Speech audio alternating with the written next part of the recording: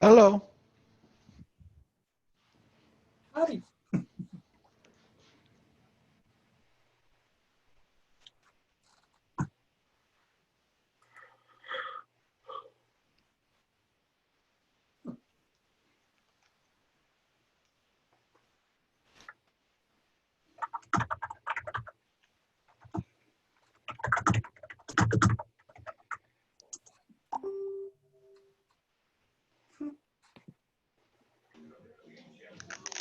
Mm-hmm.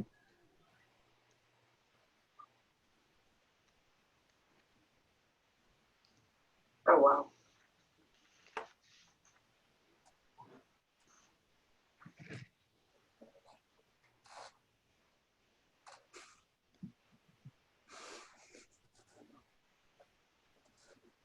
That's crazy.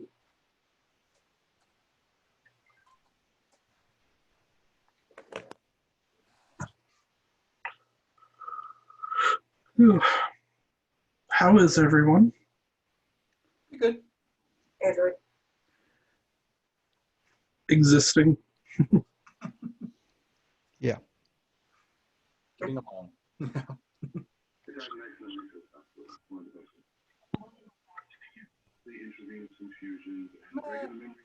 Hello. Howdy.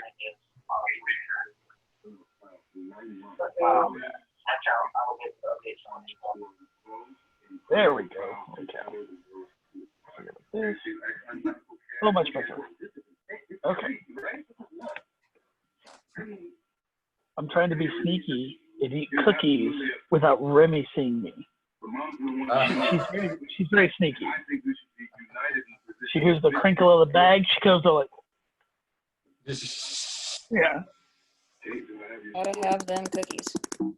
Right? Because I go like, she's staring at me right now. Hi. Might have to give her one. Here, you want this one? Yeah, cookie. The cookie. There you go. Just give it a cookie, not the frosting. I know. She's going to leave the cookie all over. I need you to trust me on this. Squishy, slobbery, Kinder cookie. Huh? She's going to leave the cookie all over. Squishy, slobbery, Kinder cookie. Honestly, That's what I have to mess those on my pants. yeah.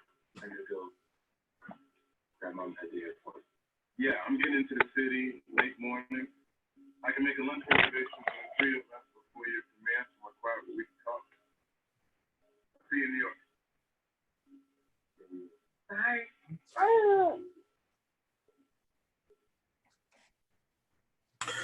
I figure we'll probably give another 5-10 minutes, let people join before we start in on stuff.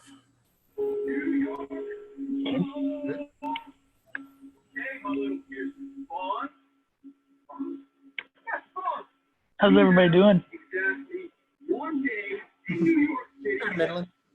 Doing good. How about yourself? Does Good. somebody have TV or like radio on in the background? Yes, Jess is watching her show. It's Okay, just wanted to double check. I can. No, you watch your show. I'll move. That's fine. Yeah, you sure? Okay. Yeah. Interesting, right? Now I'm a horrible person. No, you're not a horrible person. Oh my gosh.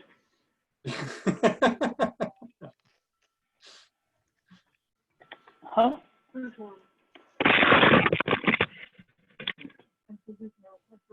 Oh. Might be Kate.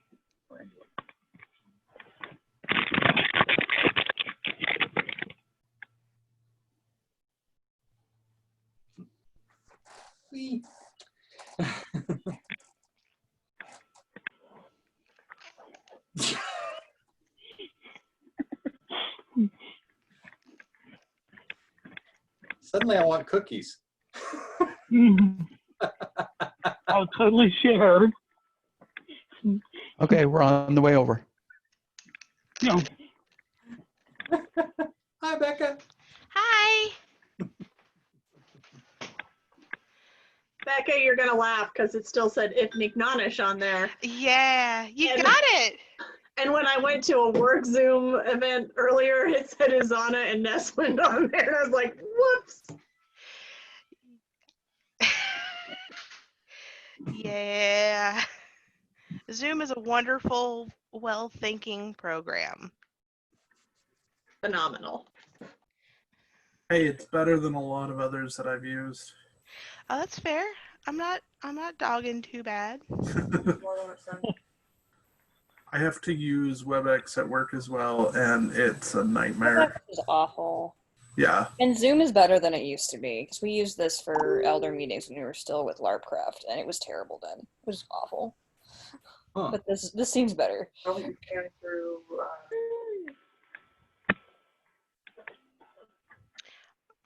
First time I ever used Zoom was at T-Tech, so First time I ever used Zoom was here a few weeks ago. Oh, sweetie.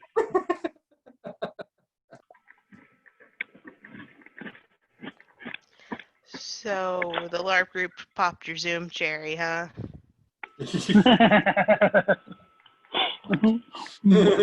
Pretty much. If it makes you feel better, my first Zoom meeting Jeff was part of as well, so It's what I do. Well, it's funny. Since then, all of my kung fu classes have been through Zoom. Really? Yeah, just because that's the only way we can function. Although Sifu is trying to start some live classes next week, and I'm like, I'm gonna stay out until we don't have to gown up and mask in the hospital, personally, because that's just like a fishbowl of potential bacterial spread. I can't risk it. oh, so I started learning cross stitching. Super Oh, right on. excited. Sweet. That's awesome.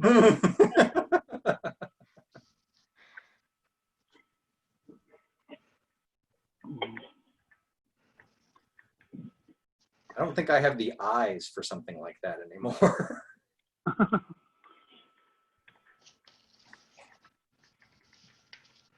Well, now that I figured out the basics, like my Pinterest went crazy. That's cool. Okay, I see you talking. I don't hear nothing.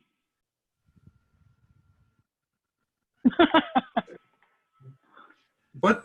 It was letting me do the space bar to talk, and then it wouldn't let me do it anymore.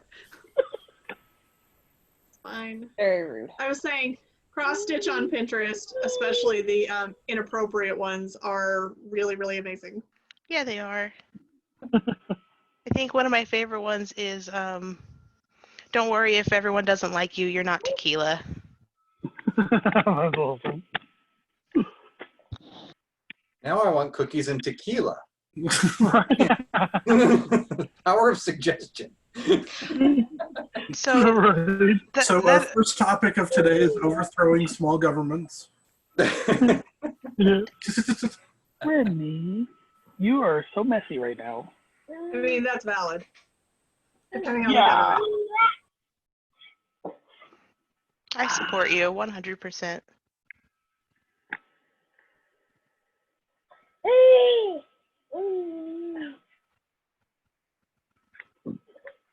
Remy appreciates your support. Yep.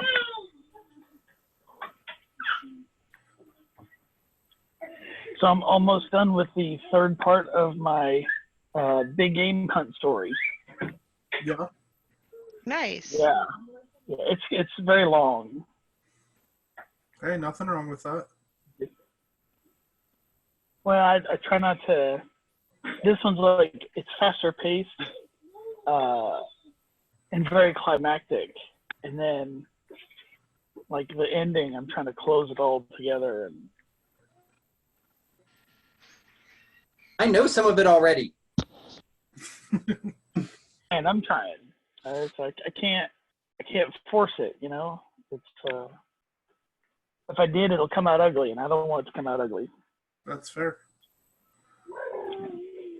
You shaking your head, Ben? Yeah, well, I figure Kieran covers most of the ugly, so you know, you gotta have the other end.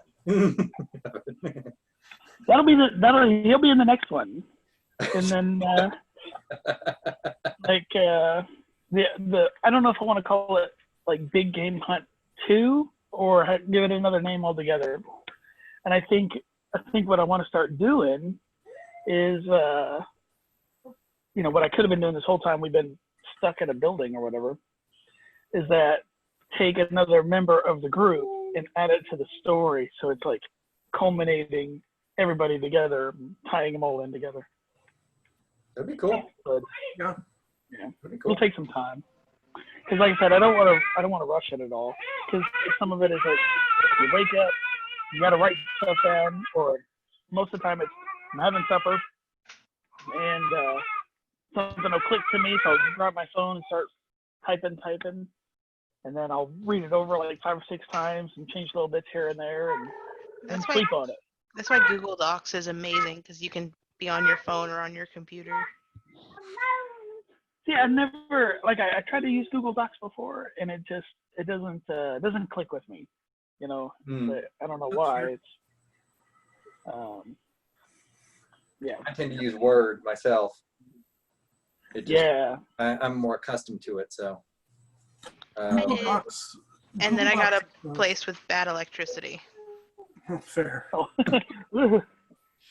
Google Docs has the added feature of having the ability for multiple people to be able to be on the document at the same time. Oh, that's cool. Yeah. So it gets really useful whenever you have large Excel documents or large documents that you're all talking about. You can leave notes or edit as you're discussing it. Yep. I have a friend of mine that I'll normally link him into my Google Docs, and he'll leave me feedback on things I can change whenever I'm doing writing. Cool. Yeah. It just gives me more ideas. Damn you, Jeff. See, it also doesn't take up space in your computer. That's true. Ah. Because it's online. So. And to be fair, Matt, there's worse things in the world than having new ideas. Right? If there's anything that I do, it's give people ideas. Wait, good, bad, or indifferent? Yeah, that exactly. Yes. The universal character role, Jeff got the muse trait. Heck yeah.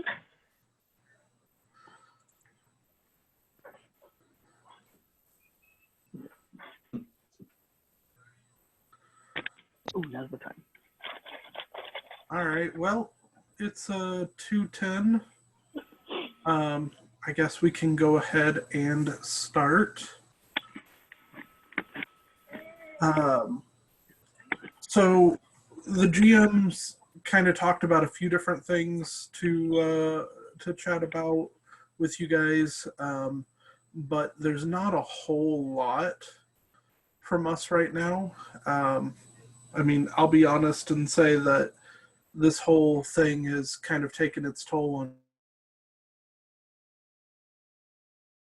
me, and can be difficult to really start producing some things and get stuff done. And I'm still working full time, so that itself is a challenge. But before we dive into things, does anybody have anything that they want to talk to the group about or bring up or ask, and then we can kind of build off those things? I miss you guys. Yeah, I miss you too, Matt. I can't wait. Hanging out with you guys. Kanan has been messaging me saying, when are we going to LARP again? When are we going to LARP again? When am I going to get to LARP for the first time? Which, all of us are wondering what's going to happen with this. But I mean, that's hardly just the LARP group. Right. Yeah. we did a live panel for VisionCon's virtual conference, and a couple of you guys were there. Thank you, by the way, for chiming in and adding to it. We got a little bit of interest based off that. A few people were reaching out to us, and so hopefully they will be joining us too whenever we pick back up. As for day events, I don't know. Right now, I don't think we've decided exactly when day events are going to pick back up. We're still playing it by ear. We do have a weekend event that we need to get some details out to you guys about. That's supposed to be the first weekend in July, tentatively.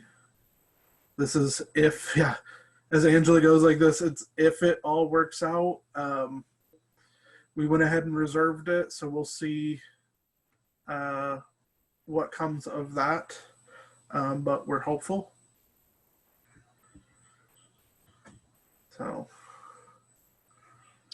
ultimately, that last time. Yeah, ultimately, we've got, regardless of kind of what the government decides, you know, so I know that I can speak for myself. I'm still not comfortable being out in public if I don't have to. So we're going to be making the best decision as GMs for what we feel is safe for the whole player base as a whole.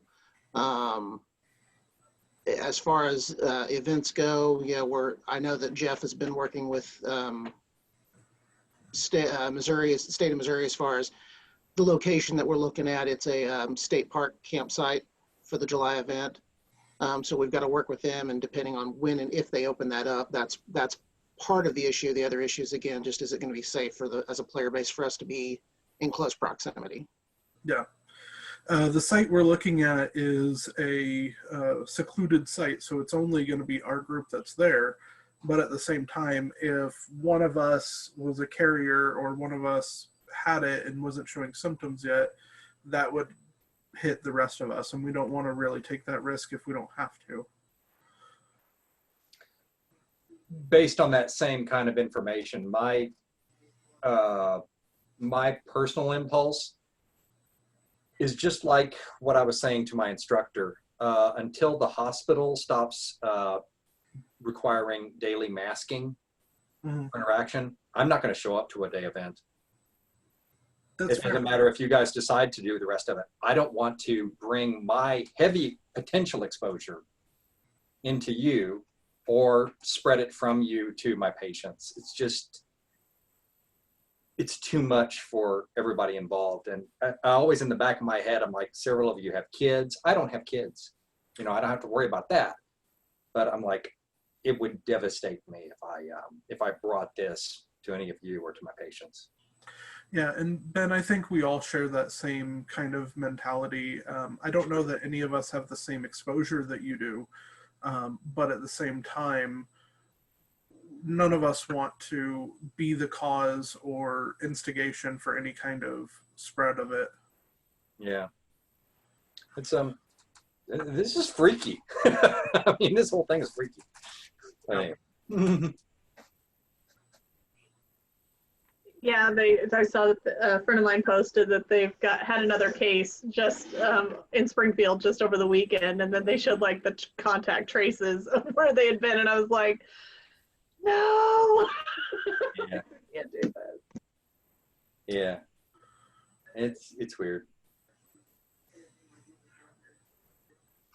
We'll start seeing an uptick here soon, I'm sure. Yeah. They opened everything up.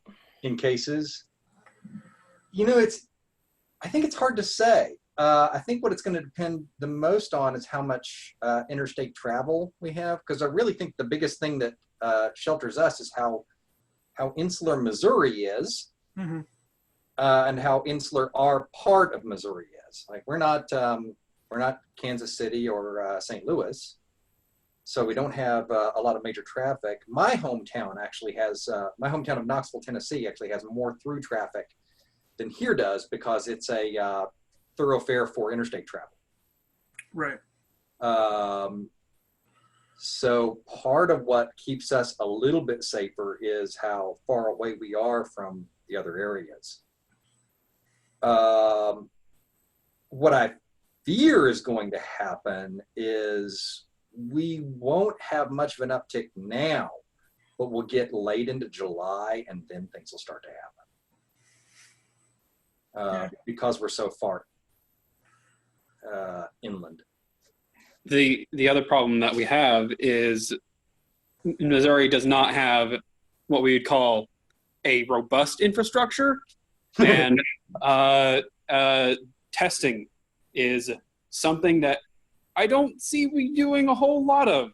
So we might have a way worse problem than we actually know about, and we just don't test for it, which is the problem that most of the continental United States is having. It's true. Yeah, we for Girl Scouts we found out summer camp has been canceled. They're doing a virtual version.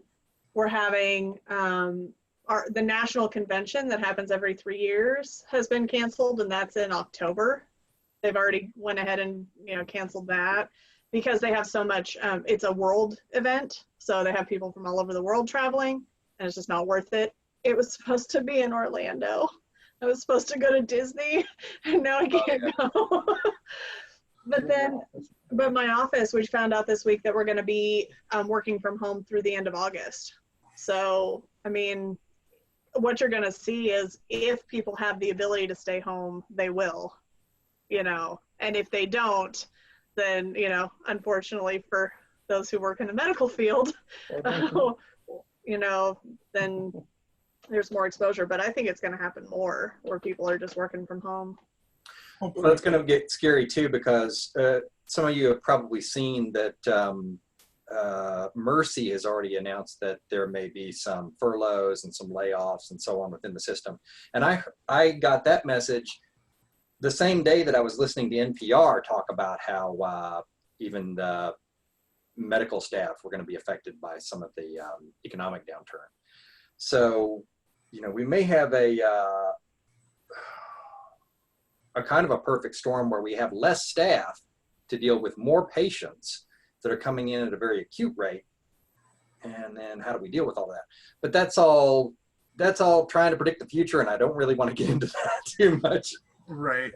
It's scary to really dive into those kind of logistics and think about what the possibilities are.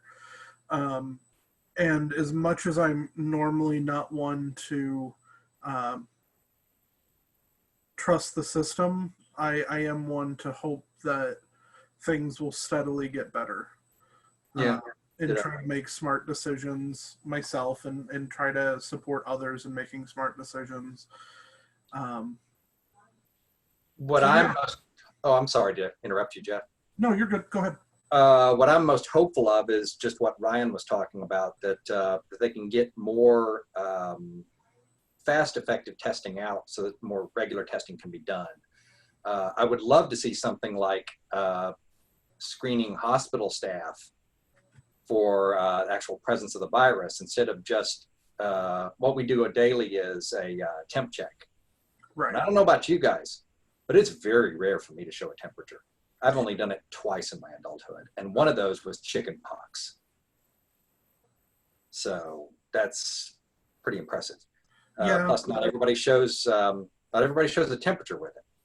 It's true. So you might have some symptoms, and you might be spreading, but have no idea. Well, why don't we table this discussion, because we could easily talk about this for days. Why don't we talk about some LARP stuff? Cool.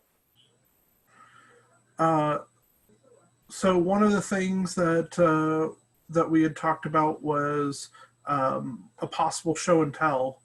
Basically, if you have stuff you've been working on, or if you have stories that you've been kind of working on and you want to talk about them, or if you even just want to tell us a story in your character's voice, giving you guys kind of that opportunity to show yourselves, show what you've been doing, and just kind of explore your characters and explore what you've been working on.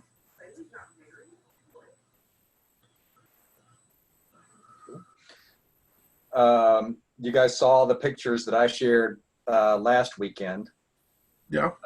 With Kieran, and Matt and I have been doing a little bit of back and forth, including talking about the story that he was talking over earlier. Matt's done some gorgeous work on some of those same pictures, one of which I shared. I love your, I don't know if it's like Photoshop manipulation or what, but I love the work you do. I've gotten in some new gear. One thing that I've had maybe too much of is money to spend on stuff. So. Were these the photos you were talking about? Yeah, those are the ones. That kind of like makeshift kilt that I got from an Etsy seller, and I adore it. It's a much more crimson looking red than it shows up in some of the pictures, and against the armor, it looks fantastic.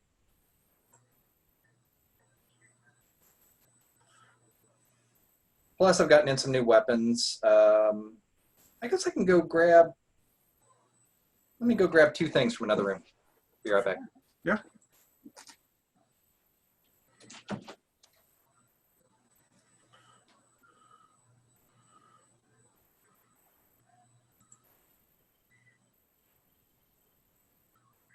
Yeah, I use 5 different apps on my phone, and I can only do certain things with certain apps. But when I mix them together, I end up with like 30 saved images for each picture I'm trying to do, and you know, I'm Join the meeting. Color and the image, and sometimes I got to zoom in and then like add or delete something, and then shrink it back down, add it to another thing, save it, start the whole process over again for like little tiny things here and there. And it's fun. Oh, and while we're talking about Ben, I need you to get back in your garb and do some pictures from the back or like back side, like because like moving into something, the picture is like looking down, because if I get everything looking forward, then you can't, what's the word I'm looking like? I can't direct the art, you know, I can't. Gotcha. Yeah. Yeah. That's going to be difficult. Let me tell you, one thing I discovered very rapidly is exactly why squires existed. Because God, that armor is awful to get on. Like virtually impossible on your own. And I'm thinking about, I got them fairly large when I ordered them because I'm not a small guy. But I ended up with a lot of spare strapping. What have other folks done? Do you snip some of the extra leather for the strapping? Or Matt, you're nodding yes? Okay. Yeah, I think I may do that. You can see in some of the photos. Yeah, Gordon? Yeah, I have a whole box that's filled with just like leftover scraps, because you never know when you're going to need a piece that's like this long. Yeah. And yeah, never throw anything away. Oh, no. No, I'll keep it. I'm just going to. Order's motto. By the way, here's some of the stuff. This is Epic Armory's Falcata. It's the shorter one they had there. I've been admiring that for a while, and it's vaguely Celtic. It's actually Iberian, I think. Yeah. And the I wasn't sure about this one, but I got the what do they call it? Ancient spear. Mm-hmm. And it's actually nicer in person. But I'm always just on the images. Angela, what were you saying? That's the other one I've been looking at for a long time, but I'm always wary about spears. It's pretty nice. The only thing that I would say about it is, having worked with Chinese spear and stuff like that, and then working with this and with the staff that I got, it's remarkable what a difference it makes to have something this thick Yeah. when you're manipulating it. It takes some challenge. Pardon? Is it whippy at all? Is it whippy? Let me see. Not really, but keep in mind I'm comparing it to waxwood, and waxwood is very whippy.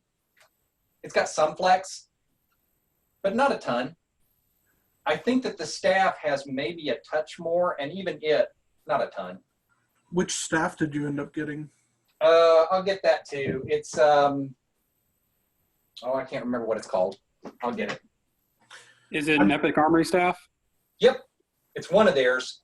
It's like wooden staff or something. It's one of the more simple ones. It's The RFB. the battle ready wooden staff, probably. I think it doesn't have quite as nice a end as the, I think it's sold like a quarter staff or something. And I say not quite as nice because that one is a little bit, well, it's just more interesting looking. I'll get it. Yeah. Yeah, they're ready for battle series. It's all good stuff too. It's just not, I don't think they put as much detail in some of that, but for the price, they're great weapons. Yeah, I've been telling myself I need to buy the metal ready for battle staff. It's this one. Yeah, I'm looking at getting the metal version of that one. Those are nice. It too, it's not very whippy. It's a little bit, but I've seen a lot worse in actual staves. Like we use either rattan or waxwood, and waxwood is notorious for, it doesn't matter if you block or not. I've gotten hit by an actual one a couple of times. So, I've been playing around with both of them, and yeah, very, very thick in the hands. So I think Doug also picked up a couple of new weapons. Doug, you want to show those off? Yeah, good. Staff the Arch Magi. I don't know if you can see that. That is cool. It's a nice one. What are the flanges like on it? Sort of. That's what you're talking about? Yeah. Yeah. So. Cool. Grabbed me a hammer. It's That's sex too. I don't care. Who that is. Matt's gonna have hammer jealousy here in a minute. I'll just add that to the list of things I need to make. I made for Christmas. I made for my nephew a LARP safe Meadowmere because he's huge into Marvel right now. And I got word from my brother about a week ago that he is like abusing the hell out of it, and it is holding up wonderfully. Awesome. So I might start making a few more things.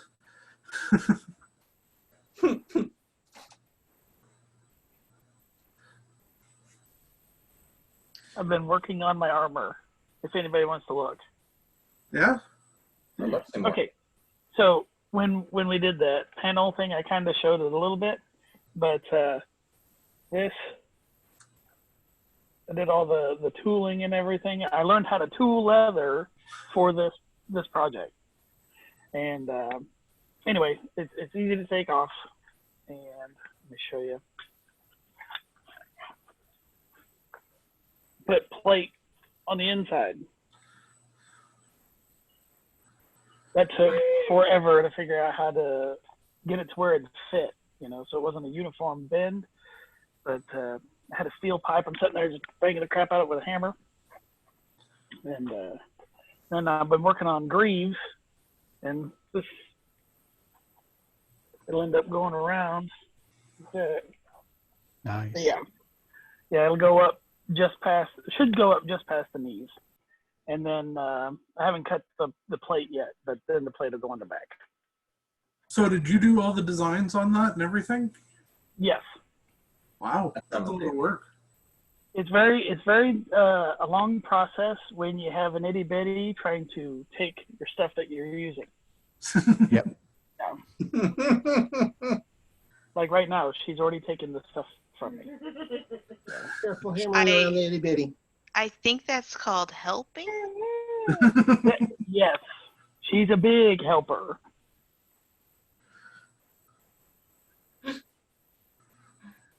Awesome.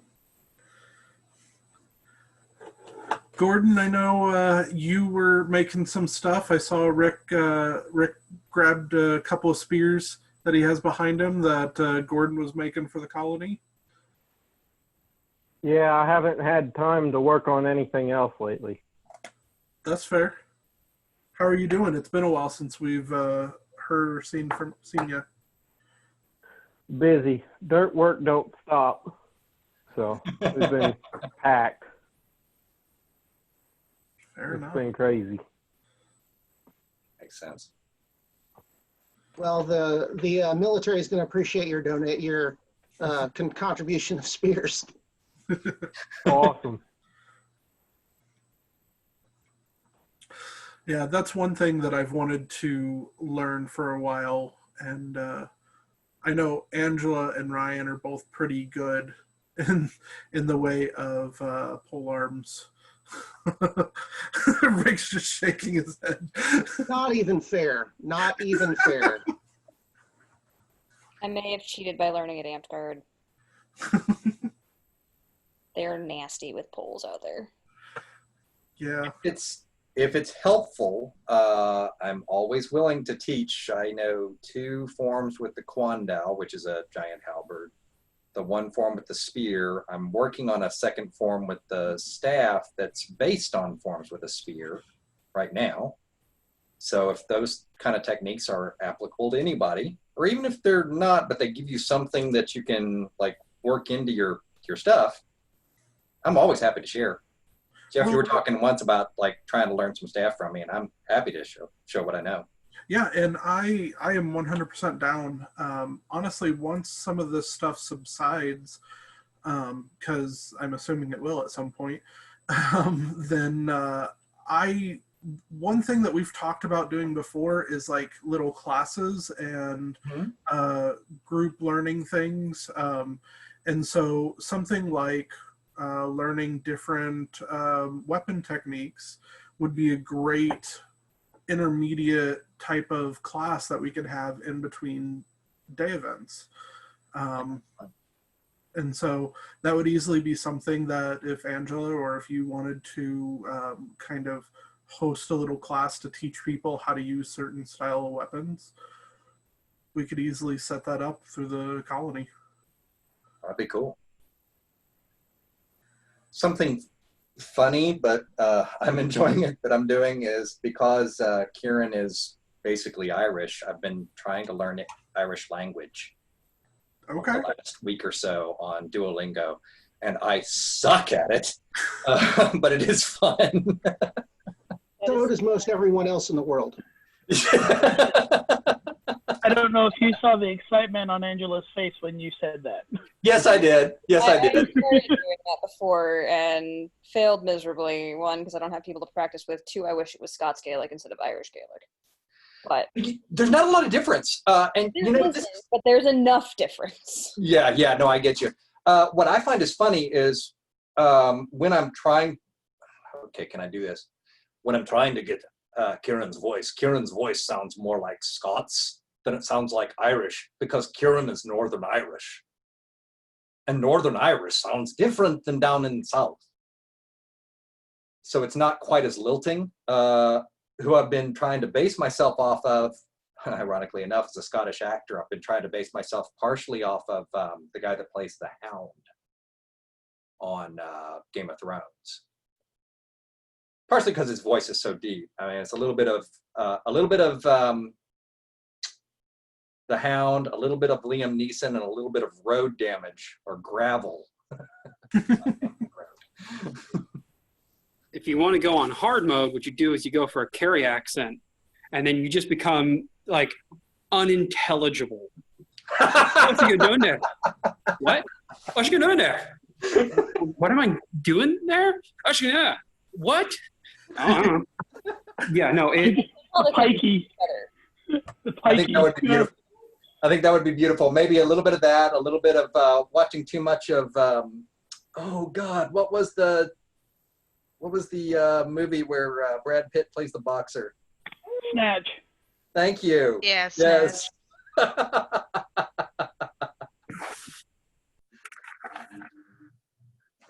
I would love to memorize the lines from that and just, throw them in at random.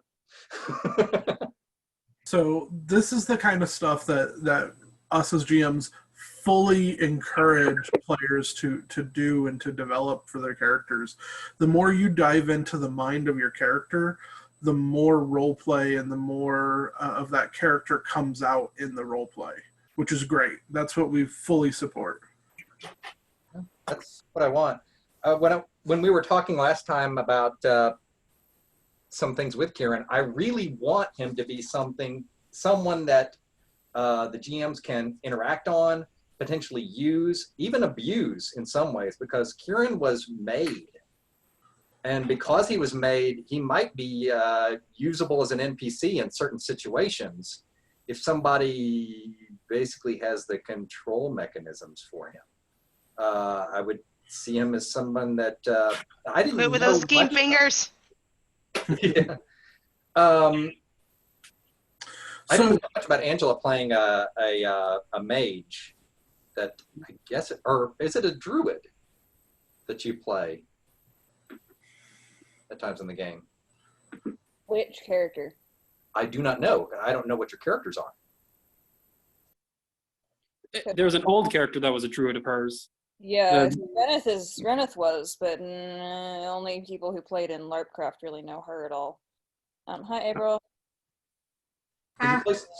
Arya's more of a scientist. Okay.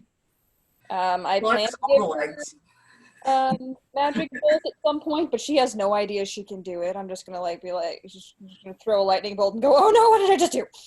If your leg gets ripped off, bring it to Arya. I think I just threw a bolt of science. And then Layad is an NPC, but I guess you could kind of call her an mage. Heavy Fae. Heavy in the Fae world. I mean, she's the moon, so... Yeah. Okay, that is the character then that I heard you mentioning, because I had said that Kieran would be uncomfortable around someone that was of Fae heritage, and especially someone that was Fae and a mage, or had some sort of magical abilities. Like possibly most uncomfortable around someone that was Fae and a druid. So it sounds like, Ben, and I know a little bit of the description of your character that you've kind of mentioned. There is some sort of controlling mechanism for your character. Is that, in this world, would that be like a device, or would that be like a stone, or is it an incantation, or? I would say it could be, well, I mean, I would prefer to leave some of that up to the GMs for what might allow the assumption of control, but in making him for other things, he was made by Crom. And I don't see Crom being that different from other Fae, because so many other world building things use Irish mythology for their worlds. So even though he transited from that world over to this, he doesn't trust Fae because they seem too much like the Tuatha. And if Crom built him to be his agent against the Tuatha, against his knowledge, or without his knowledge, then a member of the Fae or a very powerful magic user might be able to take some control over him as well. Essentially, Kieran's a golem. So it's who has the control word to be able to control Kieran for at least a point of time. Now, I would imagine if he finds out what's happening, then he would be pissed. So it sounds like we kind of need to have a personal plot for you where there's an item or a device or something that allows somebody to influence you. Mm-hmm. Real quick, all on that note, from the metatextual and some of the textual parts of the game, anybody who would be caught doing that would be committing a capital offense. Because mind control is illegal, top of the illegal magics to do, regardless of what it is. And on top of that, we limited most ability to do things that would, as we would put it, control another person's narrative, so that player characters don't have access to any of those things. So, yeah, it would have to be a personal plot thing, and it'd have to be some real big, real illegal magic that would potentially catalyze this. Or if it's on a level of high fae, NPCs that don't give a shit about the law and kind of balk at the notion that they're breaking something that applies to them. He's not alive. He doesn't count. He doesn't know that he's not alive either. And it would be very hard for him to figure that out. So some of the ways that he would accomplish growth in his abilities, and in other games, he's functionally immortal. He doesn't need to breathe, so it wouldn't suffer against poisons or so on. But he wouldn't be able to unlock such things in himself unless somebody else who had a lot of magical knowledge or ability was around him. So I would imagine, personally, that someone with magical ability could sense that there was something weird about him, or that probably he wasn't alive, but they wouldn't be able to, most of the time, get that through his skull. Because he's like, no, I am who I am. I don't know what you're talking about. I died? No, that wasn't me. I'm fine. It was a flesh wound. That wasn't me. With the stuff that you've written, that you've sent to us, it all looks pretty good. Cool. So what I would say is, in this regard, because it sounds like you have a lot of backstory to Kieran, which is great, figure out the direction you kind of want to go, like what you want to happen, and decide on, like, if it's the manipulating Karen type storyline or something like that, figure out what you want that to be so you know what it is, and then submit a personal plot for us.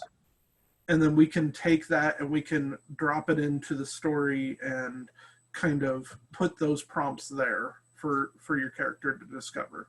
What if I submitted a couple of potential ones? Like, if we go with this direction, we can go with this. If we go with this direction, we can go with that. Okay. If you want them as optional plots, just put that in the details. Cool. And then we can kind of run with that. And cool.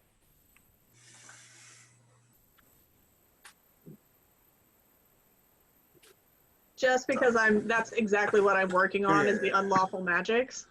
Ariana has a book, and I've been wanting to do it for a while, and I've been really lazy about it. So, yeah, I've got some of the drawings in there. Can't really see. Oh, that's cool. But then I'm working on the unlawful magics because she would have this in her, essentially her primer. So the unlawful magics are necromancy or resurrection, spatial or temporal manipulation, mental domination, evocation for purposes of assault or murder, counterfeiting or unlawful alchemy, unregistered thaumaturgy. Always get that word. Yeah, thaumaturgy. Always get that one wrong. And then divination of state affairs. So everything fun. Yeah. And see, Kaylin is also... Sorry, go ahead, Rick. I cut you off. I was say Simon's coming out and saying you're not allowed to have fun on my watch. My character Challenge Kaden, accepted. he's well deep into that research as well. Like not so much in the caring that it's unlawful, but as much as his travels, he wants to understand magic, and so he's in research of all of these things, whatever he can get his hands on. There are a couple of characters that I want Kieran to be able to be around. I want Kieran to be able to be around. Oh gosh, I am names. I'm so bad with names. April, your dwarf. I'd like him to have some interaction with your dwarf because he's at least in part of his time he's a metal worker, armorer, and so on, and he'd be able to learn, I would hope, more skills. He'd also like to know Gordon's character as well. Same thing. I'd like him to interact with yours, Jeff, because I see your character, or possibly Kay's character, as being possibilities for opening up him knowing about what he is and what he's capable of. That would be a potential storyline in and of itself. And if it got to that, well, if I'm a made creature, then do I have a soul? I love the fact that those two options would take you down very, very different paths, and that's amazing. Yep. Kay and I are both part of the order, and we both have interests in those things, but we both approach those things very differently. That's cool. Kieran is not... Okay. Hanu is very principled. Kieran is not. Kieran will do whatever he has to do for money. He might kill somebody and stuff the body in a closet and not talk about it for weeks. I never said anything about that, Tannis. He does have certain things It's not that me you got to worry about. You got to watch out for Simon. I don't know what you're talking about, Tannis. I didn't see any. Hello, Simon. How are you doing? Let me buy you a beer for 3. Slip something in it. That's bribery, sir. What is it? I can't hear out of this air. Yeah. Enjoy the drunk tank. Enjoy the drunk tank. I get a tank. Yes, I get a tank. I like this town. This tank doesn't have a turret or a door. Just bars. I want to go back to the bar. The only thing that Kieran will stand for is he won't stand for slavery, because there is some part of him that knows that he's been a slave. That's some storyline stuff, because beast folk, although are not slaves, do find that they do not have a lot of the same rights that the normal citizens do. Yeah. They're not slaves. They're just bought and paid for to do the housework. Indentured servitude. Right. When writing all the stories for the fitness challenge, I wrote 90% of it for Hanu, and then the tail end of it I wrote for Kieran. And they came across some of the same people. And Hanu interacted with them and for the most part let them live or let them go their own way. And Kieran interacted with them and killed them all. Unrepentantly. So they have very different reactions. In some ways, I love playing both because each of them tells me a little bit more about myself. But in some ways, it's easier to build connections with Kieran, who is at his heart a loner, than it is with Hanu, who is at his heart just like a stoner, I guess. I'm not entirely sure where he is from day to day. Like kind of like the dude. Yeah, exactly. Hanu is 90% the dude from The Big Lebowski in a monkey suit.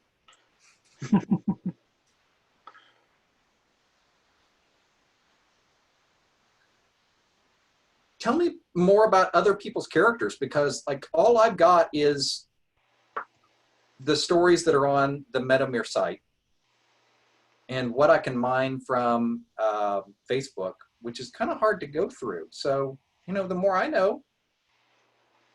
Well, a majority of the stuff that's in the Facebook group has gotten transferred over to the site. So the site's probably easiest to navigate through the stories.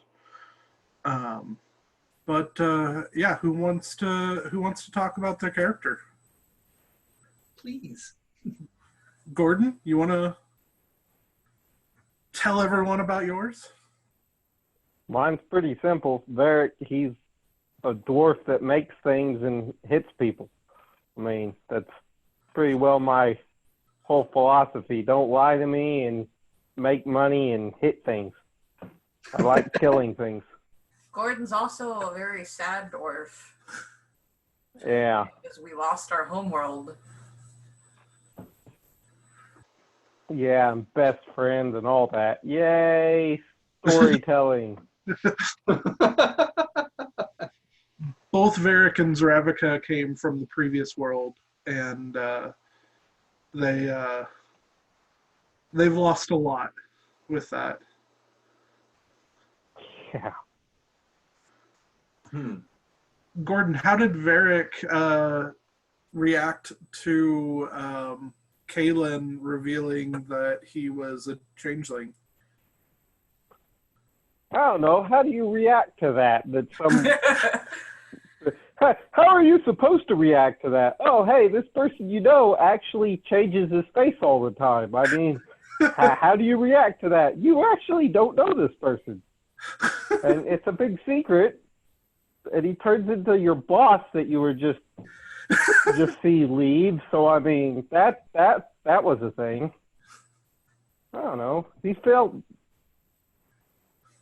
glad that you trusted him enough. And then at the same time, he's like, great, more magic users. Yay, magic. Varric would get rid of magic if he could. Dang straight. It only causes bad things to happen. When has a hammer or a weapon caused the world to end? You tell me that. I like this dwarf. This dwarf and I can go drinking together. Depends on whose hand it is in. If it's not the magic user, I think we're fine. But a weapon in a king's hand can do more damage than a magic user's life. Has he ever blown up a world completely just poof? Has a hammer made a world go poof? Huh? Answer me that. I see GM plotting going on right now. No. You'll never get him to believe it, even if you come up with evidence. So. The only magic that Zaravika would ever want to use is to put it into the weapons, and she wanted to learn that at one point, and then the world blew up. Varric was the same way. Enchanted weapons are awesome. Now he's not so certain about that fact. He's like, maybe magic's just better left off alone and like non-existent. Just leave it alone, people. Let me take another 50 years and think about it. Yeah, pretty much. Angela, do you want to share some about your character or one of your characters? Pretty boring. I beg to differ, but When I sit down and try and like, what does Arya want? It's like, I don't want anything. Oh, okay, thanks, Arya. She wants more stuff and a bigger space to put it in. I mean, she's got Finn's whole house. He's up with Elena. He's gonna come back and his house is gonna be full of crap. Full of legs. She's only got 2 legs. other than her own. Yes, 2 legs that are not hers. One of them is Angel's leg. One of them's this one. Wait, they're not even a matching set. No. The people lost their legs. She managed to preserve them while regrowing said legs on the person. So she has the legs that they didn't need anymore. Regrowing limbs is painful. But she is an artificer and an alchemist. She is a woman of science. She works for Elena, so she's technically military, even though she doesn't fight. Simon has tried to get her to fight. He has bought her weapons, and she is not interested in using them.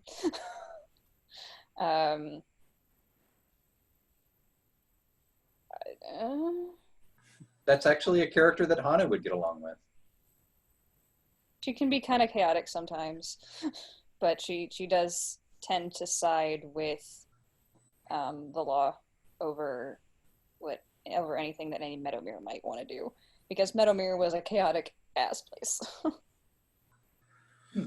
Have a lot of allegiances to Simon directly versus You kind of consider Simon family. Yeah. Like, I don't want to get too much into backstory because I don't want to spoil any of that stuff, but we need to work on some character plot for you so that you can get into that plot. Also, being technically military means you would have had to sworn an oath of fealty to Elena. So yeah, she has. I swore an oath of fealty to myself. yeah, effectively, yes. And anybody that received a housing allotment has sworn their fealty.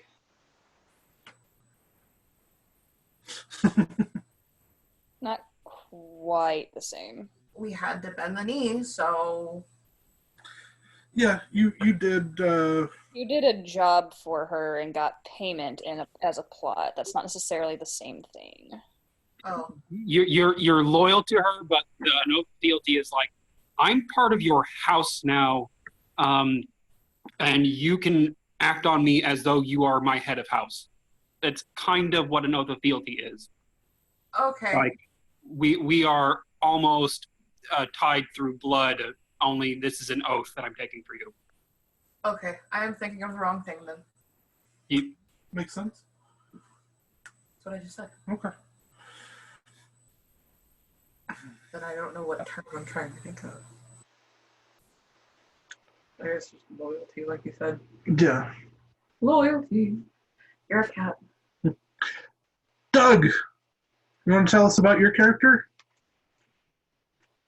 Well, Drandor, when he was younger, all his parents were killed in a raid, and all his older brothers, just took what they wanted from the house and left, and he was left to raise his little sister. And he raised his little sister. When they got older, he would be like a merchant guard, and she met a merchant. She became a high priest in the church, in one of the churches, and got married. Don't know how that worked out, but she got married, and then when Drandor came back, he had found out that supposedly her husband had killed her, so he had to go out and search for him. He went out and searched for him for a while. And I guess he found him, brought him back to justice, and was killed.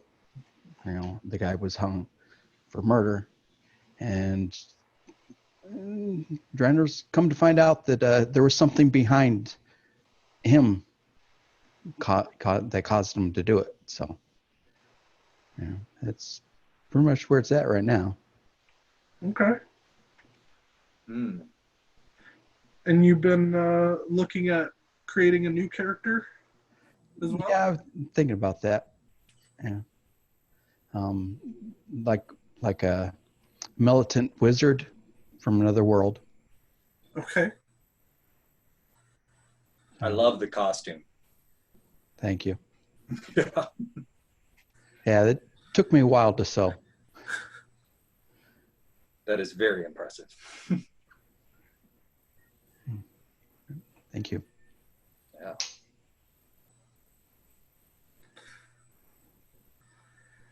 Kay, do you want to tell us about your character? I don't ever get to play her, so it makes me kind of sad. But Ariana is a member of the Order who, in the, I can't remember which line it is, but State Affairs? Yeah. Yeah. Basically, in this world, every member of the royal household has a member of the Order that works in partnership with them. So they're kind of a little bit like an attendant, but also a guide, but they kind of like move up in ranks simultaneously within two partnering organizations, I guess. That's the way to put that. Looks like we lost Angela. She'll be right back. Okay. So Ariana has been with Elena since she was 6 or 7, kind of growing up together. And my job is to make sure that she, knows what's going on, but then also I'm an attendant. It's kind of a weird thing, but if she moves up, which she did, then I get a promotion as well. But her story is fun because she is descendant from a siren. So her family came from, through a portal like everybody else, who was a descendant. Her family member was a siren, and then, through the generations, that's been lost. So she doesn't necessarily know that lineage. But she's gotten kind of this throwback gene where she can see the future and also see through the portals. So she dreams at night and she can see through the portals. And so sometimes she'll get things, but they're just dreams to her. And with that, it ends up being a little bit more in song form that she kind of creates the song afterwards. So most of her spells are song form. And then, again, I don't get to play her very often. She's really cool in theory, but she doesn't always get to make it, in practice. But the idea is that if there's something about your character that you really think is interesting, I'll find a song. I can find a song and try to incorporate that into my storytelling that might make you go, huh, how did you know that? Because it's something personal to you. Again, I've only been able to play a little bit because my job takes me away. So, but that's Ariana, and she, I'm working on a book that she would have had as she was growing up through the Order. So that's what I've been working on, is the unlawful magics right now. So, hopefully, I want to get this done before we have our next event. That way there's lots of information in here that I can pull from or other people could steal. I don't know. It'll be fun. Please tell me her dreams are like Twin Peaks, like people in the rest of the game up here and talk backwards or something. Yeah. I mean, I don't know. I mean, it's weird because there are a lot of songs that I found that, like, when you look at it, you go, this really applies to a character, and you tweak like 2 or 3 words, and it really like could be about another character. So, you know, if you ever find a song that would just relate to one of your characters, and you go, this could work, let me know. And you can always dig into playlists I've made. Yeah. One that is for a specific person who doesn't ever play the game anymore, which is really sad, but is the song Shape of My Heart by Sting. Oh yeah, great song. Because we have a character who may have to, like, maybe collecting people who are the different suits. So there was like basically collecting people, and they would rank them based off of number and suit of a card deck. So if that character ever comes back, that song is going to be sung, and it's going to mess with them because they're from the old system. So. Speaking of old system, I remembered a thing that I was doing with my character that I still might maybe do. Yeah, probably, just because it's fun. So, in the in where Zdravika's from, since the world was loaded with magic, dwarves lived to be like, what was it, 400 years or so? Hold on, my notebook's right here. Huh. Hey, I found the rest of those Grubhub cards. Oh. Yay! Wrong side. It was a long time. I've got it written down. Because I write down the crazy ideas sometimes.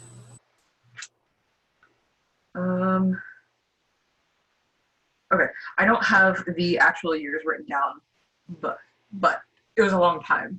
And now that she's in this new world, there's a lot less magic here. Like, just as a whole. And the dwarves don't live as long as they did. So Zdravika's current age is like, she would be one of the elder living dwarves in this country. And I had a brain thought one day, and I was like, what if my character was just like, oh, I don't want to be old yet? Because I was like, what if, and this is a land of what ifs in April's crazy land of whatevers, what if I started aging quicker due to the lack of magic? Ooh, what if that freaked her out really bad and she started looking for some kind of like immortality talisman, or just something to slow it down? But I don't know. It was a thought that I had, and it might be something that I'm working towards. And there was a scene that I did one time. There was a oh shoot. There was a person that had come from, what's the demon place? Imperium. Person that had come through from Imperium and gotten stuck on our world, but he didn't know he was stuck yet.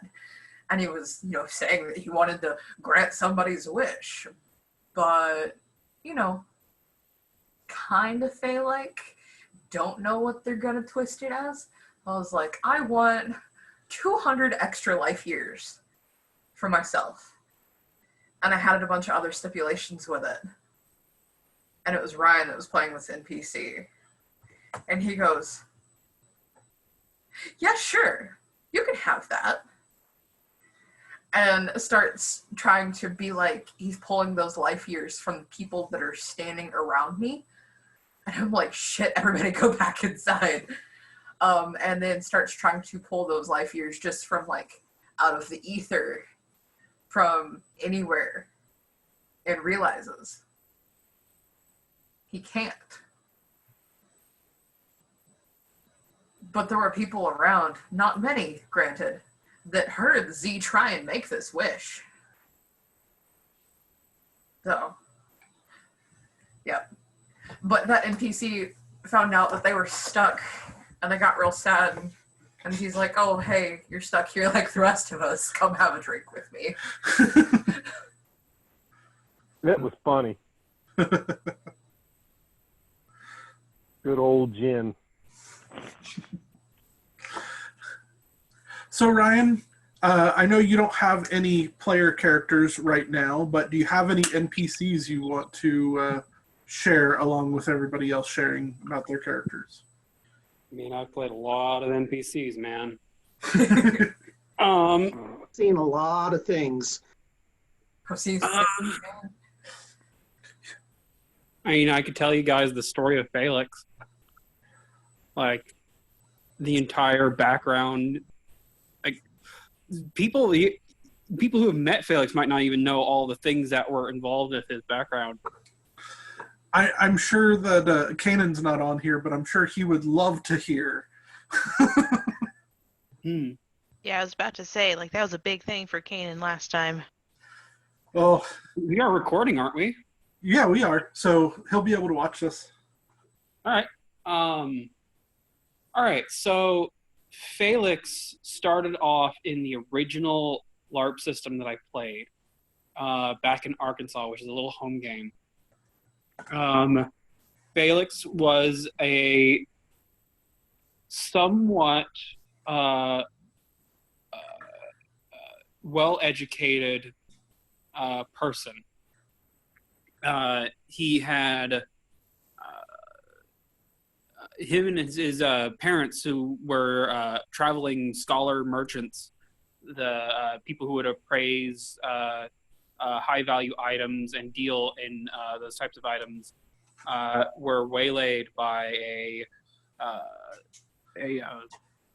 a group of religious this faction of, like, worshiping a dead god king whose motto was tithe or die, and just pillaging the countryside and trying to bring about the apocalypse by resurrecting their old dead god king. And they got murked by those guys, and Felix hid out in the abandoned caravan.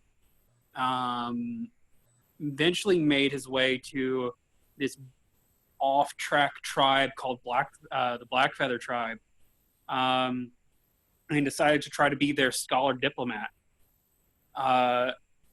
They taught him the ways of war and taught him the ways of arcana, and he had a lot of different adventures with them, fought some really, really horrifying creatures. And one of the big things to take away from his time with the Blackfeather was he accepted this task to go into the spirit realm. They're trying to find something. I think they're trying to find information on this extraplanar creature. So he volunteers to go into the spirit realm and meets They told him that when he gets there, he'll meet a spirit guide, and the guide will take him to where he needs to go. And transfers over to the spirit realm, drinks this potion, and meets a psychopomp with the head of a pumpkin. And he's very resistant and reluctant to help Felix. And Felix sees a bunch of wild stuff, celestials and infernals, just having a chaotic battle of the heavens, getting chased by strange alien creatures, losing his pants. I lost my pants genuinely in the spirit realm. My costume malfunctioned, and I was wearing half a battle skirt, and it was damn sexy. Show me them legs. Yep. So manages to get through this ordeal, but later he would find that he was permanently bonded to this psychopomp, And when he eventually transitioned to become a LARPcraft character, he kept a lot of the same lore.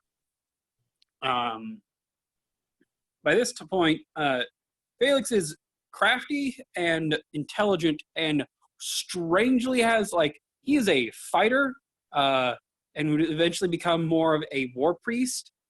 But he's definitely paladin because he has strangely high charisma, as people will be able to tell by his later intimidate checks, which are all wildly successful when they have no right to be. So he gets over to LARPcraft system, and I start playing LARPcraft. And one of the first defining characteristics of that people find out about Felix is we're going through this manor, and we knocked a guard out, and it was like Felix stands over this guard for a second and is like, "This man drew weapons against me. That means when he wakes up, he's a threat." And I speared his brains across the floor. And then people were like, "What the hell, Felix? He was unconscious. He drew weapons against me. He deserved to die. He was a threat, and he would have been a threat when he woke up." And that's when people realized that Felix was not necessarily a good person. He, having this sort of identity based around the gaining of power by whatever means necessary, whether it's intellectual power or social power or physical or magical power. All of those things were valid to him. Having a ton of friends is just as can be just as powerful as being the mightiest warrior in the land, because eventually people get tired or they let their guard down. Furthering this philosophy is when he became a war priest. And that's when Ryan learned how to throat sing. And so he would channel most of his spells through throat singing, which lent this kind of eerie, really just tone to him, on top of this slightly loose cannon demeanor, kind of always on the edge. Nobody kind of knows what he's thinking at all times. And then we had our first Whisper Ridge, in which the pumpkin-headed man showed up. The pumpkin-headed man was Felix's old psychopomp, who, because Felix had kind of taken to the gods with reckless abandon and was like, "I'll make a pact with anybody who'll give me power right now," he had pissed a lot of people off in the afterlife and in other planes, and they were basically were offering some bounty on his soul. And the psychopomp, who was bound to Felix, was like, "If I cash this in, I can get into any afterlife or any extra plane that I want to. This is basically a free token to go where I want or have a favor against whomever I want." So he comes out into the material plane and starts to try to track Felix down. And the pumpkin-headed man, very terrifying creature, spooked a bunch of people around. There's old pictures of old Whisper Ridge as Rick just terrorizing the crap out of people. High-level characters just booking it in the other direction. Good times.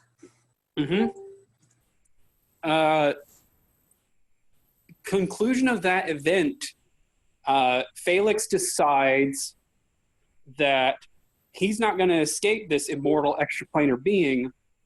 So in the middle of this island, in the dark, in the middle of this giant combat, Felix goes and decides to perform a magical ritual to merge their souls and effectively devour the pumpkin-headed man. And we get back to the scene post that, and Felix is speaking in the plural and like the royal we, and is having some identity issues, and may have developing some pumpkin-esque features, and he eventually overcomes all this and takes mastery over this super powerful demon psychopomp, and they join identities, and he becomes the Red Feather. He starts his own pseudo religion that has one other member that is all about the pursuit of power in all of its forms, and the mastery of your world around that.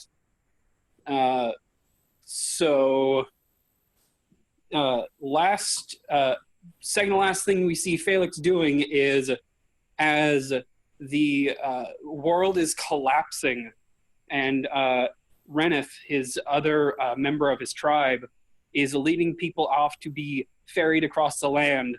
Felix, at this point, is so stupid powerful and already has an extraplanar being in him, he just rips open a portal to between worlds and just bypasses the toll of the ferryman. And which is, if you want to cross over to another plane, you have to give up something that is direly important to your existence in this plane. So he just bypasses that, takes no power nerfs, nothing, and just goes and lives in the void between planes. And then we saw him. What was it? Last year. Yeah, last year. Like 6 months ago? 7? Yep. In which we had another very powerful extraplanar creature who was not, who was doing magic that was not sustainable to this world, and Felix shows up to hunt them. The Flayers don't exactly have a clear idea as to all of Felix's motivations behind this, and then this is where Kanan gets involved. Felix is a powerful creature. He's not invulnerable. He's just extremely powerful and extremely competent, which is super dangerous. So the thought behind of how I would play Felix in this is he has, X number of monster armor. He has these abilities. He has this unique ability to recharge his mana, basically, which was a big part of how he functioned in the old system. And he is just going to be as smart as Ryan can play him. And I drove all the characters that were protecting this NPC into a horde of undead, split everybody off, get them mired down, and just pursue my target as hard as possible. And Kanan is the only one that stays with the target to try to protect them. And the entire time, I'm basically harassing and mocking Kalen for being too weak to protect his charge, and just messing with him as I sprint by, smack the target once, smack this bird person. What's it called again? Caladrius is what they were. Caladrius in the back, mock him again, do the exact same maneuver and kill her, and then just as a sign of absolute dominance, just walk down the trail bragging about how incompetent everybody was there to protect a singular person against me, and going down to the camp to talk to the couple people he knows from Meadowmere, and like, it's glad you guys didn't get involved because you know how badly that would have all panned out. Also, you need to train these people better because this is embarrassing. So that's Felix up to this point in an abridged version. It's safe to say that if this was a D&D game, Felix would be the new big bad that the party would be trying to figure out how to deal with. Only because of their perspective. Right. I mean, it really That's what depends. makes a good big bad. Yep. He is not their enemy unless there's a reason for them to be his enemy. And there are reasons to be his enemy, but... Actually, a lot of the older PCs from Meadowmere could be that way easily. Mm-hmm. I guess that kind of leaves you to you either die a hero or live long enough to see yourself become a villain. Felix doesn't believe that stuff at all. Felix believes like you either die a weak mortal or you live long enough to become an immortal demigod and exert your will upon the world. Well, I don't think any villain sees themselves as a villain. I mean, everybody's doing their own for the greater good, unless you're specifically a mustache twirling villain. You think you're doing good. Oh, Felix's morality lies weirdly. He's very not an immoral character, but an amoral character. He very much sees moral hangups as a thing that get in the way of accomplishing goals. So, yeah, he respects consistency and ideology up until the point that it interferes with your desire. So, yeah, no, he's not a good person, and he doesn't see himself as a good person, honestly. He sees himself as a powerful person, and that's perfectly fine with him. Awesome. Yeah, interesting. That reminds me of I played a character in a D&D game that became a big bad in another campaign, and I had based him off of an artist named Caravaggio. And Caravaggio is interesting because Caravaggio had killed people before. Basically, getting angry at them over them disagreeing with him over a game or something. Just straight up kill someone. And I would describe that character, Sabine, as very similar to what you're describing in Felix. Very much a ends justify the means character.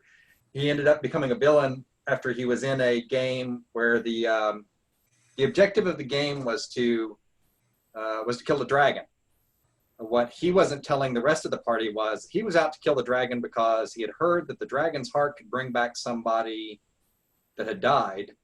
And there was one person that had loved him back in the past. He was going to bring her back come hell or high water. No one was able to convince him to do anything different, so he did end up taking the heart of the dragon. He brought his love back, but they weren't the same person anymore. And he ceased to care about anything else. So he became powerful enough to attain his own godhood. For him, morals were a nuisance, something that got in the way of whatever it was he wanted to accomplish. Nice. See, I've played a character similar to that where, the ends justify the means in one of my own D&D games, except this character knew what he was doing was evil. He was fully aware of the fact that killing is morally wrong, but he saw that, or in his mind, it was a necessary evil. Like, he was building a better world, but it was a world that he could not live in. Mm-hmm. Kind of situation. Kind of, I'm trying to think of a good character parallel that maybe, from other works of literature that are popular. But, yeah, it was like he was an assassin. That's what he did. He killed people. And he knew when the new order that he was trying to bring about was established, he was going to have to die himself or otherwise disappear. Awesome. Rick, do you want to tell us about Simon or Amend? Simon's got some interesting storylines going on right now. Simon is on a professional hiatus right now. Simon is the captain of the guard for our area, Norris Respite, and he is, to give you an idea of his personality, very much like Odo from Deep Space Nine, very no-nonsense, sarcastic, follow the law. That's a thing. At the same time, he's he's dedicated and loyal to the people that he protects, both the nobility and the locals of the area. He prefers to lead from the front, so he's not the tactician generally. He's the one that's pushing the plan through. And him and Arya have an interesting back and forth, arguing sometimes over stuff. Same with Ariana. You know, he kind of grew up into the military as early as possible so that he could, because that was the only way out of poverty for him. So, and then as he progressed, he studied under an NPC of Ryan's named Captain Finn, and kind of took over after Finn retired, I should say, but he's technically serving as well. Emend, on the other hand, is the exact opposite of Simon. Emend is the archpriest of Ren, who from previous world of Miriam, Ren was the god of music, travels, and creative truths. So imagine a televangelist in this world. And you basically got Emend. He's not above lying because it's creative truths. Everyone's got their own truth. Everyone's got their own way. And he follows all the commandments of Ren. Second commandment is always never not get paid. So the first commandment may vary depending on what day you ask him. And Emend's always looking for a good time. That's his thing. I think both my characters want to party with Emend. And neither one of them want to meet Simon. He is a decent partier, yeah. Just don't leave your purse. As long as you're buying, he's good with it. What was that, Matt? I said, just don't leave your purse lying about. You'll get it back. He may be a couple coins light, but you'll get it back.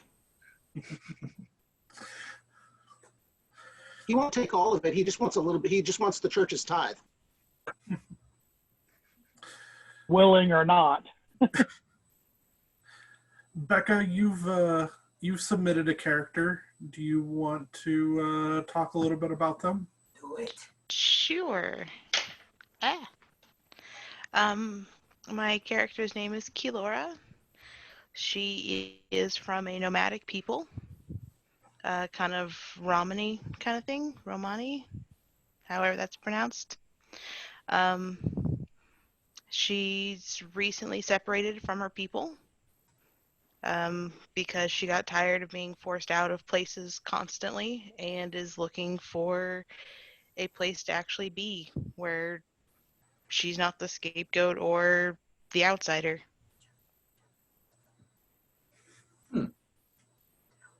She's a fortune teller by trade. Was she forced out by her family or forced out by other people? Still working on that. Gotcha. That's fair. Poking you with character stick. Big argument with father, got kicked out. You said she's a fortune teller by trade. How are you wanting to play the fortune teller part? Do you have any props or anything worked out that you're wanting to work with? Yes.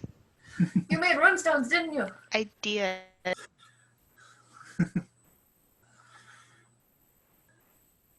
And I did not grab the runestones. I grabbed pieces of Drider. Give me a sec. This fortune looks bad. This fortune looks very, very bad.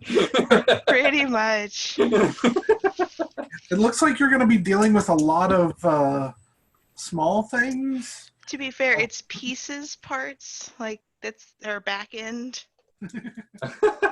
She's not quite glued together, like me. Are any of us really glued together, though? Right? Negative, Ghost Rider.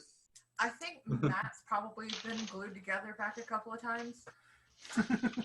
Here they are.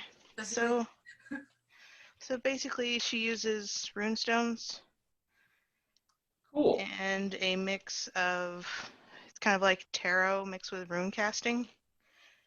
She's going to have them in a bag, and basically you would draw where your card would be, and she'll interpret what rune you draw from the bag as part of the fortune telling. Here, So hand in this bag. it's more of a drawing runes instead of casting them. Yes, because I didn't want to throw stones and lose them because I'm paranoid. That's fair. I can't tell you how many different sets of runes that have been lost over the years. So, sounds like a fun character. Can't wait to meet him. Yeah.